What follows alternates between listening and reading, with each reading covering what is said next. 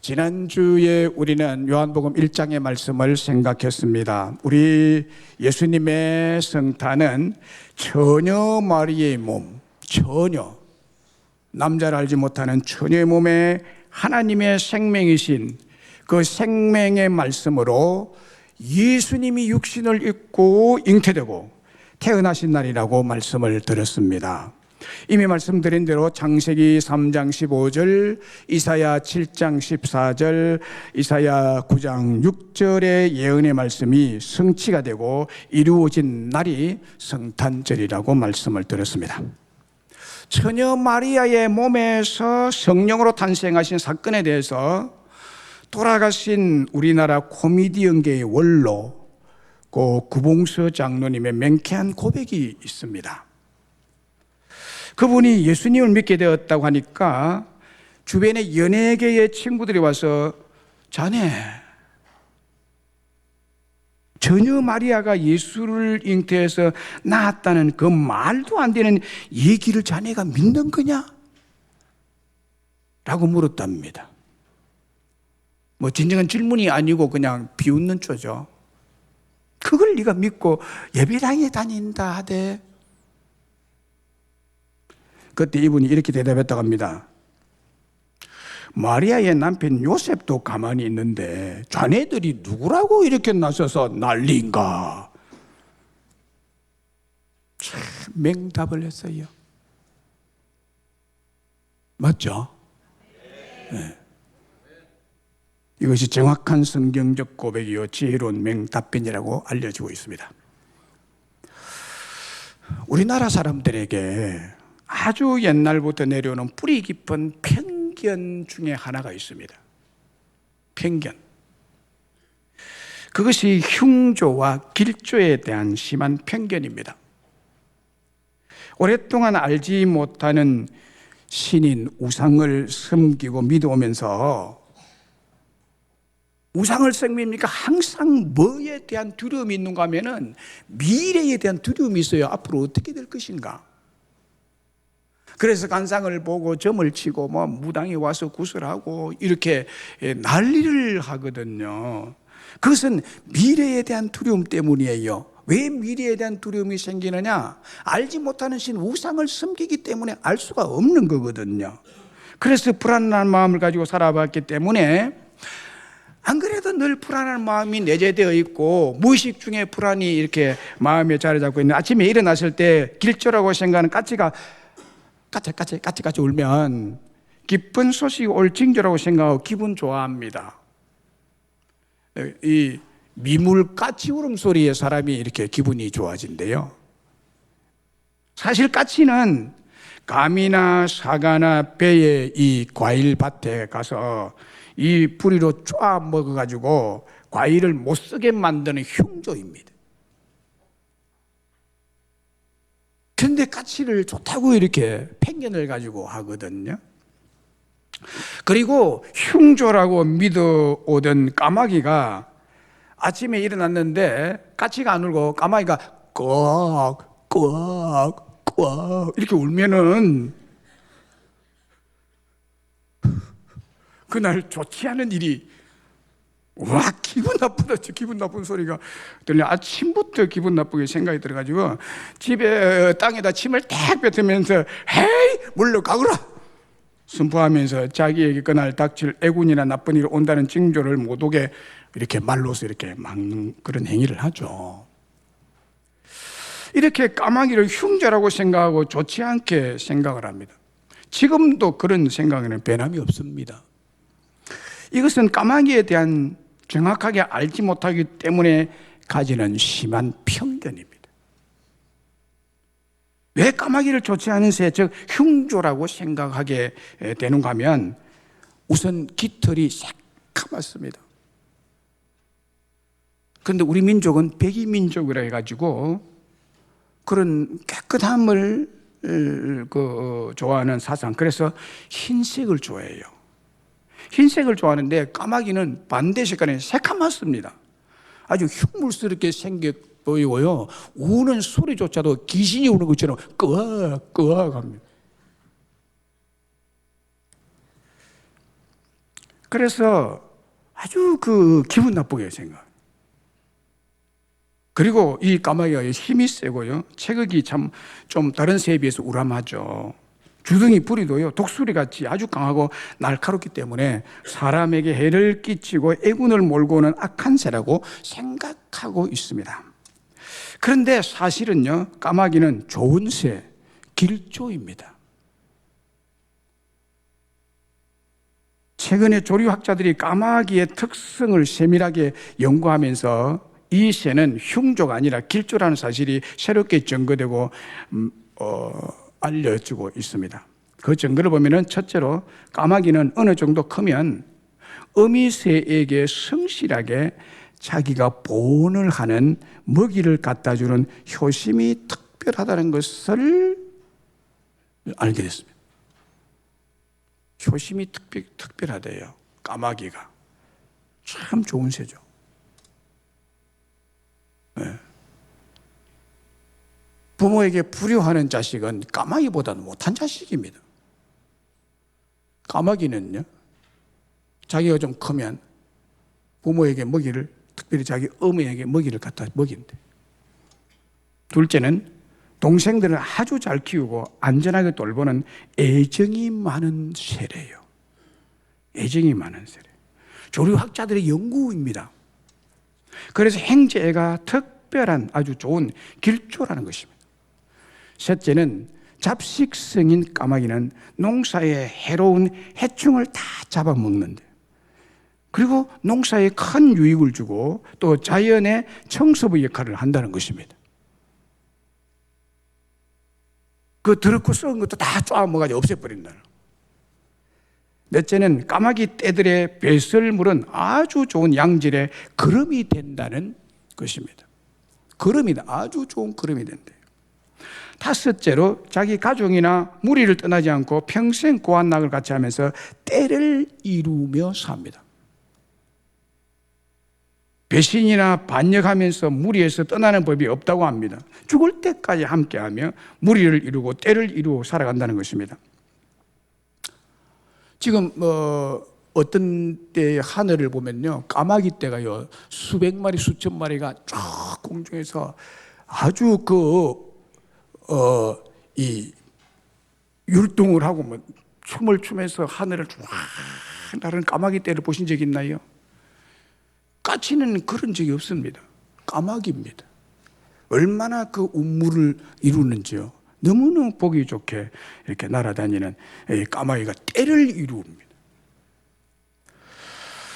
그리고 특이한 점은 성경에서 굶주리고 지쳐 쓰러져 있는 엘리야에게 음식을 갖다 준 새가 바로 까치가 아니라 까마귀입니다.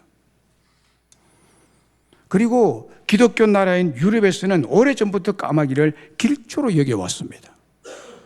제가 직접 그 아파트에서 옆에 아파트 창문가에 보니까 새카만 까마귀 새의 모형을 창문 앞에 놓아둔 것을 저는 직접 본 적이 있습니다. 길조라는 거예요. 그런데 우리나라 사람들은 까마귀를 흉조라고 생각하고 아침에 까마귀 울음소리를 들으면 안 좋은 일이 생길까 봐 아주 기분 나빠합니다. 편견이죠. 잘못된 편견입니다. 예수님에 대해서도 이렇다는 거예요. 예수님에 대해서도 이렇다는 겁니다. 교회 안 나오는 우상을 섬기는 자들이 예수님에 대해서 이렇게 아주 나쁜 편견을 가지고 있습니다. 까마귀에 대해서 편견을 가진 것 이상으로 예수님에 대해서 이런 편견을 가지고 있다고, 우리나라 백성들이요. 그런데 하나님의 말씀인 오늘 성경은 예수님에 대한 편견과 오해를 바로잡고 우리를 구원할 완벽한 절대 유일의 신, 절대 사랑의 구원자, 행복과 평강을 축복으로 주실 왕이라고 말씀하고 있습니다. 이 성탄절은 얼마나 큰 축복의 좋은 징조가 나타났으며 길조의 표적이 아니겠습니까? 19세기 위대한 설교가인 영국의 찰스 스펄전 목사님은 성탄절을 기쁨과 감사에서 더 나아가서 평화라고 말씀했습니다. 그는 성탄 설교에서 새로 태어난 왕의 등장으로 그가 쌓여진 구유의 강보는 평화의 하얀 깃발이 되었고, 구유는 사람과 양심 사이에, 그리고 또 양심과 하나님 사이에 있는 전쟁을 멈추게 하는 평화 협정이 체결된 곳이다 라고 설교했습니다. 여러분, 성탄절은 평화의 왕, 행복의 왕, 사랑의 아버지가 탄생하신 세계적인 축제일입니다. 그러면 오늘 본문에서, 오늘 우리 읽은 이 본문에서 성탄절을 무슨 날이라고 합니까? 이 성탄절을 이 이사야서 9장 6절로 7절에서는 하나님의 충만하신 은혜가 여러분 각자에게, 여러분 개인, 여러분 한 사람 한 사람에게 현현하신 축복의 날이라고 말씀하고 있습니다. 여러분 개인에게 주어진 축복의 날이라는 거예요. 이 성탄절이요. 이것을 편견 없이 받아들이시라는 거예요. 이 설교자는 그렇게 말씀을 전하고 싶은 거예요. 오늘 본문 6절 7절을 다시 한번 보세요. 이런 한 아기가 우리에게서 낳고 한 아들을 우리에게 주신 바 되었다. 우리에게 주셨대요. 우리를 위해서 주셨대요. 그 아들을. 네. 아들을 우리를 위해서 주셨대요. 그리고 그의 어깨, 우리에게 주신 그 아들은 어떤 분이냐? 그의 어깨에는 정사를 메었고 그의 이름은 기모자라 모사라 전능하신 하나님이라 영존하시는 아버지시라. 평강의 왕이라 할 것입니다. 그 정사와 평강의 더함이 무궁하며 또 다윗의 왕자와 그의 나라에 군림하여 그 나라를 굳게 세우고 지금 이후로 영원히 정의와 공의로 그것을 보존하실 것이라. 만군의 여호와의 열정이 이를 이루시리라. 이사야 선지자는 오실 메시아가 누구인지를 너무나 정확하게 그리고 상세하게 말씀하고 우리에게 가르쳐주고 있습니다. 하나님은 허물 많고 실수 많고 오만한 죄인인 우리를 열렬히 뜨겁게 너무 강렬하게 사랑하십니다. 영원히 그리고 변함없이 품에 안아주심으로 사랑하시는 아버지이십니다. 더럽고 추한 당자를 사랑의 품으로 안아주시듯이 여러분을 그렇게 품에 안아주시는 분이세요. 그 징조, 그 표적, 그 사건이 성탄절인데 우리를 구원하시기 위해서 그의 아들을 보내신 성탄절입니다. 6절에 이는 한 아기가 우리에게 낳고 그 아들을 우리에게 주신 바 되었다. 참 믿기가 힘든 말씀이죠. 그러나 이게 사실입니다, 여러분. 이게 사실이에요. 한 아기, 한 아들은 700년 후에 처녀 마리아의 몸에서 태어날 예수님을 예언한 말씀이죠. 그 아기, 그 아들이 바로 하나님의 아들이신 예수 그리스도이십니다. 예언된 그 아들 예수님이 아기로 태어나신 날이 성탄절 아니겠습니까? 그리고 그 아들 예수님이 우리 중에 태어나셨고 우리에게 주셨다. 우리를 위해 하나님 아버지가 그 아들을 주셨는데 놀라운 선물을 우리에게 주셨다는 거예요. 이 아들 때문에 우리가 영생을 얻고 이 아들 때문에 구원을 얻고 이 아들 때문에 우리가 천국 가게 될 줄로 믿습니다. 그 아들이 태어난 날이 성탄절이라는 거예요. 바로 이 말씀을 좀 어려운 말로 하면 하나님의 현현이다.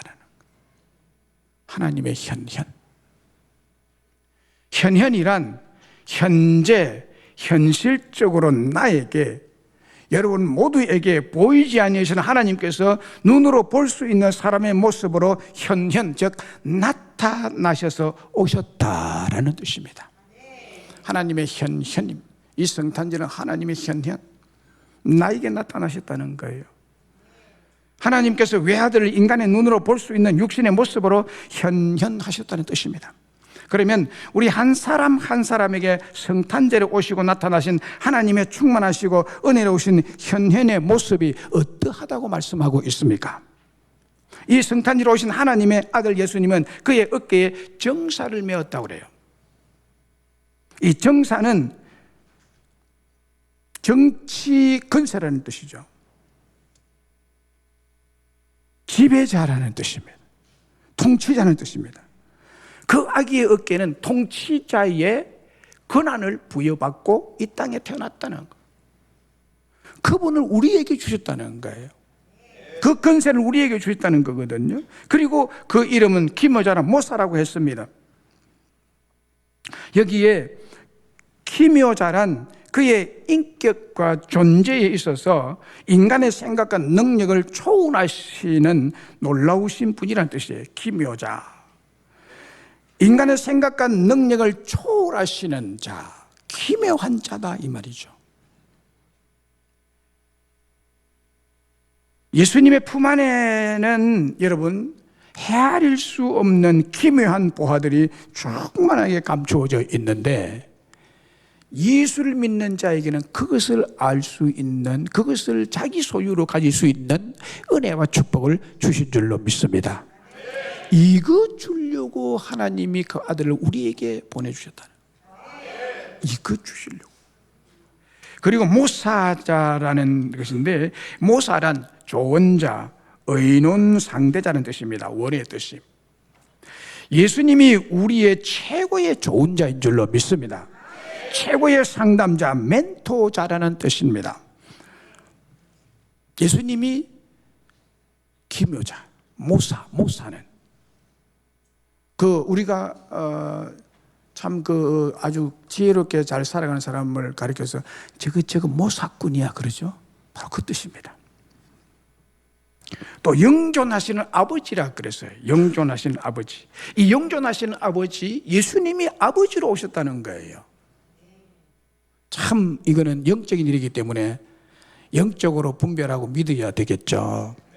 영존하시는 아버지, 그 조그만 아이가 아버지래요. 아버지. 영원히 존재하시는 아버지. 우리 육신의 아버지는 일정하게 살다가 없어지는 사람이죠. 어떤 경우는 유복자도 있잖아요. 뱃속에 있는 잉태시켜 놓고 태어나기도 전에 아버지가 죽는 경우도 있잖아요.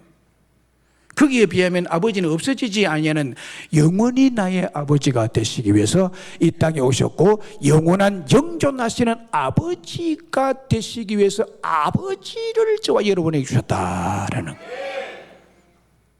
이게 성탄절의 놀라운 기적의 명절이에요. 명절. 이 아버지는 지존무상하시며 영원히 변함이 없이 존재하시는 우리의 아버지. 지금부터 영원까지 자기의 자녀들이 믿음의 사람들의 아버지로서 보호하십니다. 아버지로서 보호하시고 필요를 공급하시고 채워주시는 사랑의 아버지가 되신다. 이 아버지를 너희에게 주셨고. 할렐루야. 웬 은혜입니까? 웬 축복입니까? 여러분들이 무슨 복을 받고 태어났길래 이런 복을 다 받았냐고요. 참 놀라운 일이에요. 예수 믿는다는 것은 여러분 신비한 일입니다. 신비한 축복 속에 우리가 들어가는 거예요. 그리고 평강의 왕이라고 했습니다. 평강의 왕. 이 평강은 샬롬 of the king. 샬롬의 왕. 행복의 왕이라는 거예요. 행복의 왕이라는 거예요. 우리가 불행하고 죄와 범죄로 타락해서 어두움 가운데, 멸망 가운데, 저주 가운데 살아가는 우리를 건져내어서 그 왕권으로 건져내가지고 행복한 삶을 살도록 행복의 나라를 만들어 주겠기 위해서 그분이 오셨다는 거예요. 우리의 왕으로 오셨습니다. 우리의 진정한 통치자 왕은 예수 그리스도이십니다. 정의와 공의의 왕, 영원한 왕으로서 우리에게 현현하셨다고 했습니다.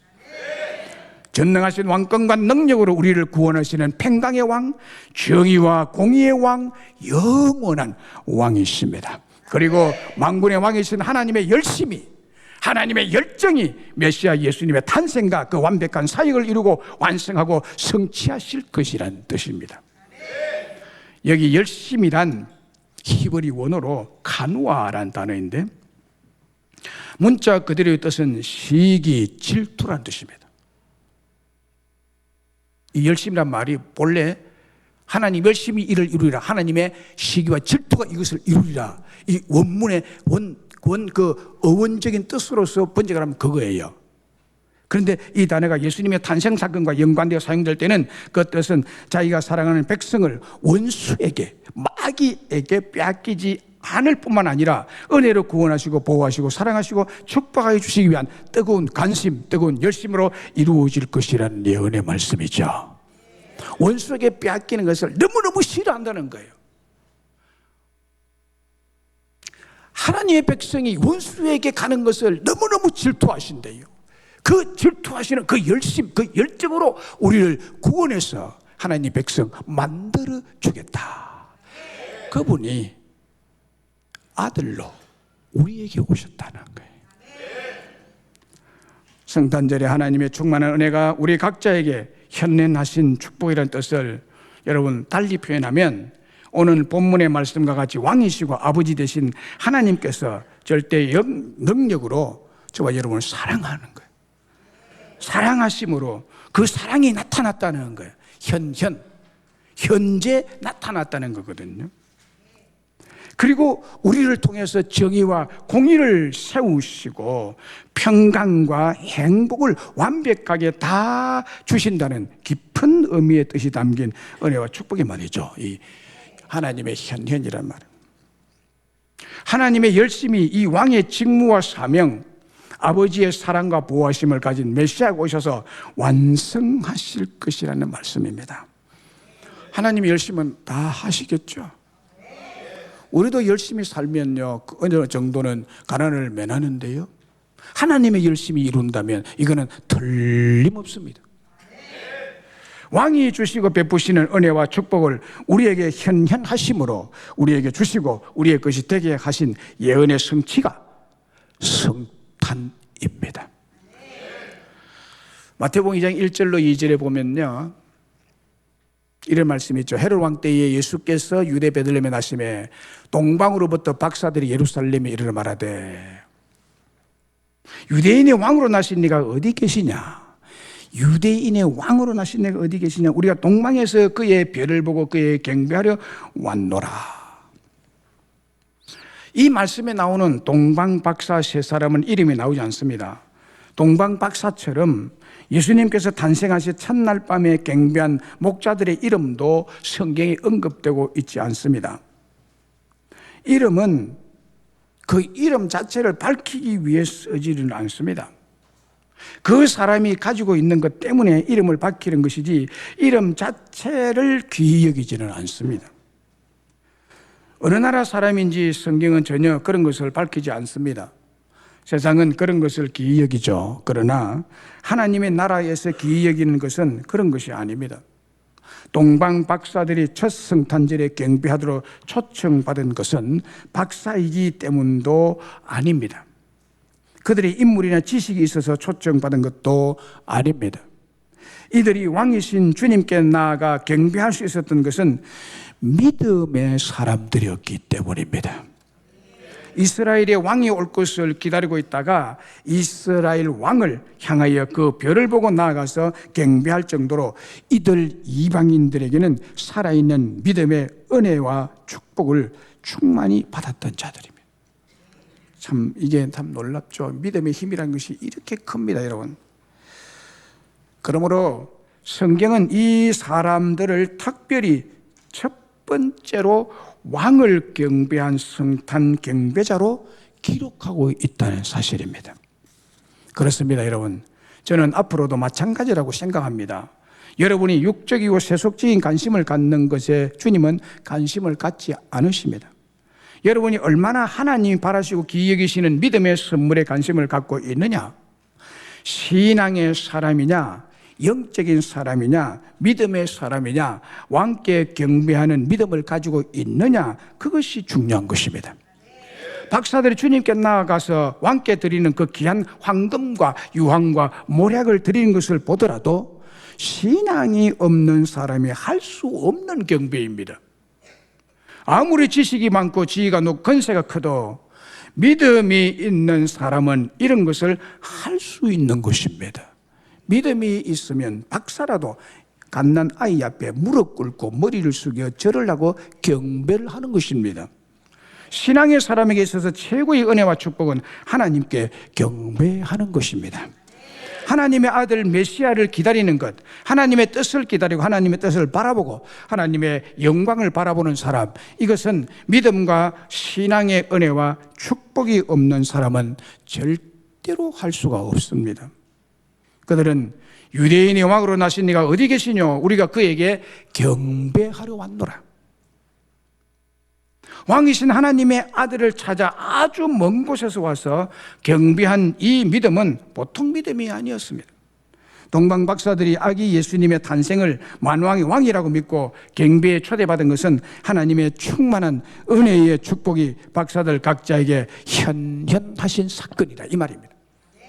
하나님의 큰 은혜와 축복이 그 개인에게 나타나서 현실화되면 동방 박사처럼 그 먼 곳에서 최고의 선물을 가지고 와서 경배하게 되어 있다라는 거예요.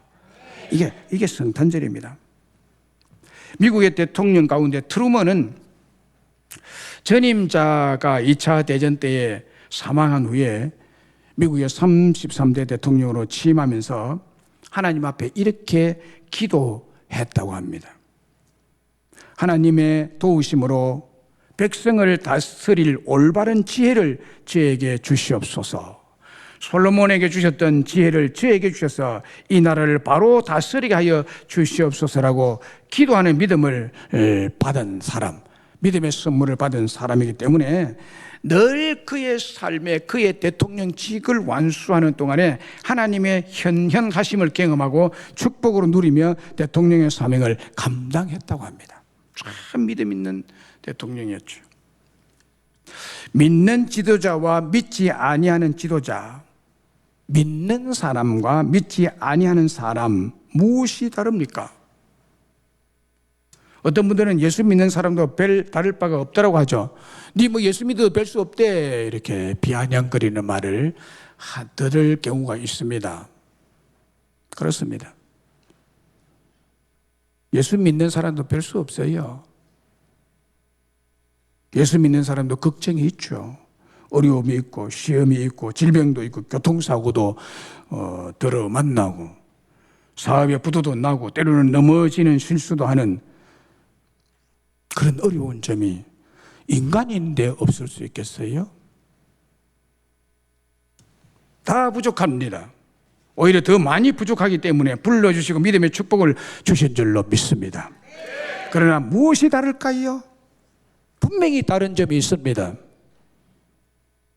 그 다른 점은 어려운 일이 닥칠 때, 어려움을 만났을 때 하나님 앞에 기도하고 영적으로 그것을 해석하고 믿음으로 해결하는 것, 바로 이 은혜와 축복을 받은 것이 불신자와 다른 것입니다. 저와 여러분이 무엇이 다르겠습니까? 여러분의 믿음과 저의 믿음은 분명한 다른 점이 있습니다. 저는 여러분들에게 비해서 세상살이를 잘 할 줄 모르는 부족하고 어리석은 자입니다. 그러나 눈꼽만큼 다른 점이 있다면 저에게 시험이나 환난이 몰려왔을 때 더 신속하게, 더 빨리 예수님께, 아버지께, 왕께, 기모자 모사 전능하신 하나님, 영존하신 아버지에게 달려가서 무릎을 꿇고 회개하고 부르짖는 그 은혜가 아닐까, 그렇게 생각합니다. 그 믿음을 목사로서 은혜의 선물로 하나님께로부터 충만히 받았습니다. 때에 따라 임하시는 하나님의 충만한 믿음의 은혜가 저에게 현현하시고 임하시는 축복이 있습니다. 이사야 7장 14절에 보면 그러므로 주께서 친히 징조로 너희에게 주실 것이라. 보라, 처녀가 잉태하여 아들 낳을 것이요 그의 이름을 임마누엘이라 하리라 했습니다. 처녀가 잉태하여 낳은 아들이 임마누엘로 오셔서 우리와 함께 하시고 그의 모든 충만한 은혜와 축복을 우리에게 주실 임마누엘 하나님이십니다. 그 예수님이 하나님이시죠. 오늘 본문 6절에도 이는 한 아기가 우리에게 낳고 한 아들을 우리에게 주신 바 되었다. 여러분 이 말씀을 믿으시기를 바랍니다. 하나님이 예수님을 성탄절에 태어나게 하신 것은요, 예수님 자신이 살기 위해서 그냥 이 땅에 태어난 것이 아니라 저와 여러분을 위해서 주셨다는 거예요. 왜 주셨느냐? 범죄, 타락으로 행복을 잃어버렸기 때문에, 축복을 잃어버렸기 때문에, 기쁨을 잃어버렸기 때문에 그것을 회복하기 위해서 이 아들이 가서 너에게 줄 거리라. 이 아들을 너에게 주었다. 이게 성탄절이에요. 성탄절에 탄생하신 아기 예수님이 우리에게 나셨고 하나님의 아들이신 예수님을 우리에게 주셨다고 그 이유를 밝히고 있습니다. 우리가 하나님의 아들을 은혜의 선물로 받은 줄로 믿습니다. 요한복음 1장 6절에 우리가 다 그의 충만한 데서 받으니 그의 충만한 데서 받으니 은혜 위에 은혜로라.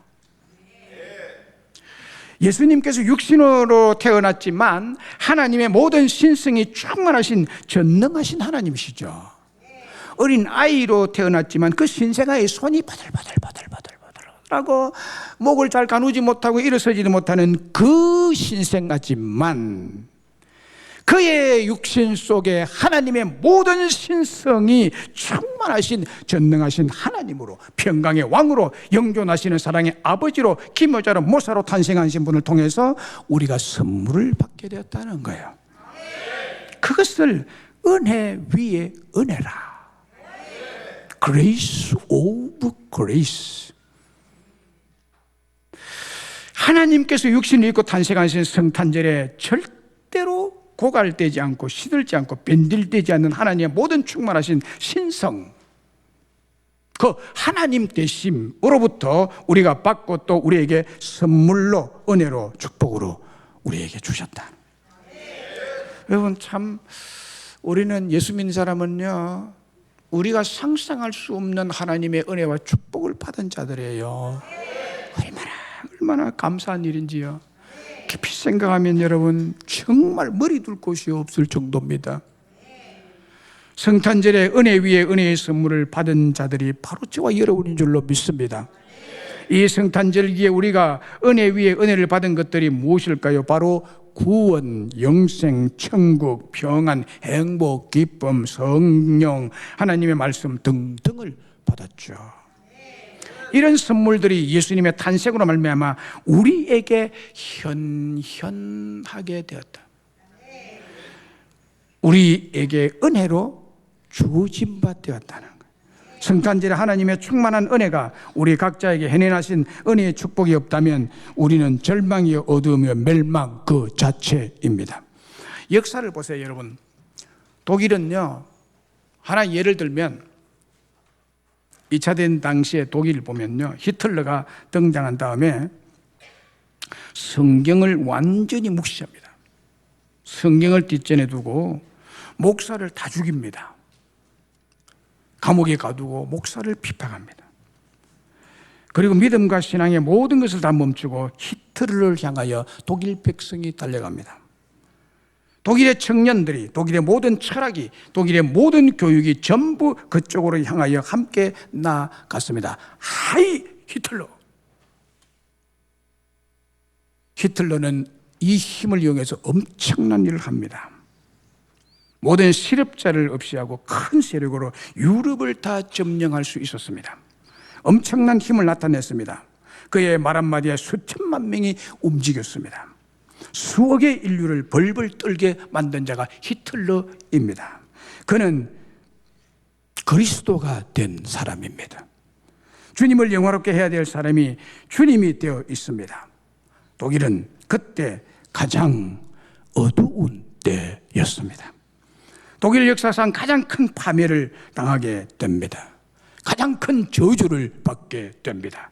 히틀러는 마지막 남은 30만 명을 가지고 싸움을 하다가 20만 명이 다 죽습니다. 9만 명이 포로가 되고 6천 명만 남았습니다. 그는 국가의 모든 재산, 국가의 모든 힘, 국가의 모든 생명을 다 파멸로 이끌고 마지막에 자기 애인을 쏘아 죽이고 자기 역시 권총으로 지하에서 자살해서 죽고 맙니다. 그 개인도 그의 나라도 그를 따랐던 모든 사람도 다 무너지고 저주스럽게 망하고 맙니다. 독일 역사상 가장 어두운 시기, 가장 저주스러운 죄악의 때는 바로 사람을 높였던 때였습니다. 기억하세요. 우리에게 위대함이 있다면 주님이 함께 해주시는 현현 그 하나의 은혜, 그 하나의 사랑의 위대함이 있을 뿐입니다. 한 인디언 소년이 가난한 가정에 은청이 장애아로 태어났습니다. 흑인이요, 가난하고 은청이 장애인. 거기에다가 부모의 학대가 이만저만이 아닙니다. 이 새끼 죽으라고 그냥 학대를 합니다. 형제들도 이 장애를 보고 멸시천대하고, 밖에서 친구들은 또 놀아줄 친구가 없고 따돌림을 당하고, 가까이 지낼 수도, 친구와 가까이 지낼 수도 없었던 아이였습니다. 집에서 쫓겨나서 그는 동네의 쥐들과 개들과 함께 불쌍하게 살아갔습니다. 이 소년은 어느 날 하나님을 진심으로 믿는 믿음을 가진 백인 여자의 눈에 띕니다. 그래서 이 백인 여자가 그 장애인, 가정에서 쫓겨난 그 불쌍한 올 때 갈 데 없는 고아 같은 아이를 데리고 갑니다. 데려가서 정성껏 돌봐주고, 그리고 하나님의 말씀을 가르쳐 주었습니다. 이 백인 여자는 이 은총이 소년에게 특별히 마태복음 7장 7절의 말씀을 외우게 했습니다. 구하라 그러면 너에게 주실 것이요, 찾으라 그러면 찾을 것이요, 문을 두드리라 그러면 네게 열릴 것이다. 하나님께서 구하고 기도하는 자에게 좋은 것을 주시는 분이라는 것을 이 아이의 마음속에 믿음과 축복을 심어 주었습니다. 이 말씀의 은혜와 축복하심으로 이 아이의 마음속에 있는 깊은 상처와 두려움이 서서히 사라져가고, 하나님의 은혜와 축복과 사랑이 이 아이의 심령과 정신세계를 감싸고 역사하기 시작합니다. 하루하루가 놀랍고 신기한 은혜의 날들이 되어가고 있었습니다. 무관심과 멸시천대, 외로움과 분노가 충만했던 이 아이는 은혜와 축복의 세계로 잘 적응해 갔습니다.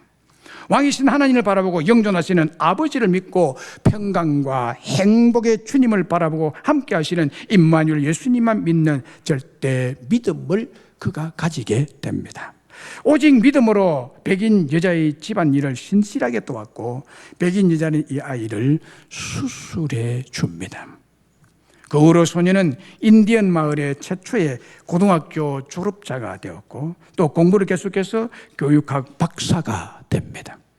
그리고 훌륭한 사회사업가가 되면서 많은 사람들을 도와주고 선행을 베풀어 주는 사람이 되었습니다. 그리고 결혼하여 좋은 가정을 이루고 하나님께서 현현하시는 행복한 가정의 삶을 살아가게 됩니다. 이 소년이 바로 인디언 바르텟 박사입니다. 바르텟 박사의 고백을 한번 들어보세요. 이 고백을 전하고 싶습니다. 내가 기뻤을 때는 박사 학위를 받았을 때가 아닙니다. 고등학교 졸업할 때도 아니고, 좋은 음식을 먹을 때도, 좋은 옷을 입었을 때도 아니었습니다. 내가 가장 큰 기쁨을 느꼈을 때와 내 생에서 가장 감격스러운 순간은 내가 쓰레기 더미에 있을 때 백인 아줌마가 내게 다가와 손을 잡아주고 함께 해 주었을 때입니다 라고 했습니다. 사랑하는 여러분, 여러분의 삶은 지금 어디에 있습니까? 어떤 형편에 놓여 계십니까? 혹시 지인들에게 멸시천대와 친구들의 따돌림으로 고통을 당하고 있습니까? 외롭습니까? 아프십니까? 상처가 있었습니까? 환난으로 절망적인 상황이십니까? 오늘 우리를 향하여 현현하셔서 가장 가까이에 오시고 함께 해주시고 내 손 잡아주시고 안아주시는 분이 계십니다. 바로 이 성탄절에 우리에게 충만하게 은혜로 현현하신 하나님의 아들 예수 그리스도이십니다. 이 성탄절은 평강의 왕이시고 사랑의 품과 손으로 안아주시는 아버지이시고 전능하신 주님께서 우리를 찾아오시는 은혜와 축복의 현현절, 강림절입니다.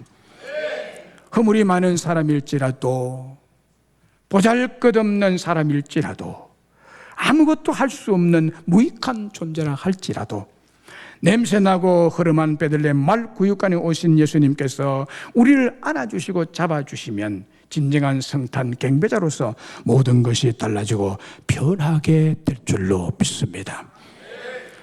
쓰레기 더미에 앉아 있었던 우리를 마구간에 오신 예수님께서 손잡아 일으켜 주신 은혜에 우리는 어떻게 보답할까요? 성탄 경배를 생애 최고의 축복의 날로 하나님께 드리셔야 합니다. 본문을 다시 보면 이는 한 아기가 우리에게 낳고 한 아들을 우리에게 주신 바 되었는데 그의 어깨에는 정사를 메었고 그의 이름은 기모자라 모사라 전능하신 하나님이라 영존하시는 아버지라 평강의 왕이라 할 것임이라. 그 정사와 평강의 더함이 무궁함에 또 다윗의 왕자와 그의 나라에 군림하여 그 나라를 굳게 세우고 지금 이후로 영원히 정의와 공의로 그것을 보존할 것이라. 만군의 여호와의 열심히 이를 이루시리라 말씀했습니다. 여러분, 지금까지 성탄절을 어떻게 생각해 오셨습니까? 우리 한국 사람들이 까마귀를 흉자라고 편견을 가진 것처럼 성탄절에 대한 의심의 편견, 오해의 편견, 불신의 편견을 가진 적은 없는지 자신을 깊이 돌아보셔야 합니다. 오늘 말씀을 통해서 그동안 가졌던 오해와 편견을 다 버리시고 말씀이 육신이 되어 오신 하나님이신 주 예수님의 정사와 건세, 전능한 왕, 평강과 행복의 왕, 영존하시는 사랑이 많으신 아버지, 기묘자 모사이신 주님을 우리에게 주셨다는 사실을 의심 없이, 편견 없이 받아들이시기 바랍니다. 믿으시기를 주의 이름으로 축원합니다. 그리고 저와 여러분을 이 성탄에 초대해 주셨습니다. 동방 박사들처럼 지금부터 황금과 유황과 모략을 준비하셔서 내 생애 최고 최선의 정성을 들여 왕께 아버지께 경배하는 축복된 성탄절이 되시기를 주의 이름으로 축원합니다.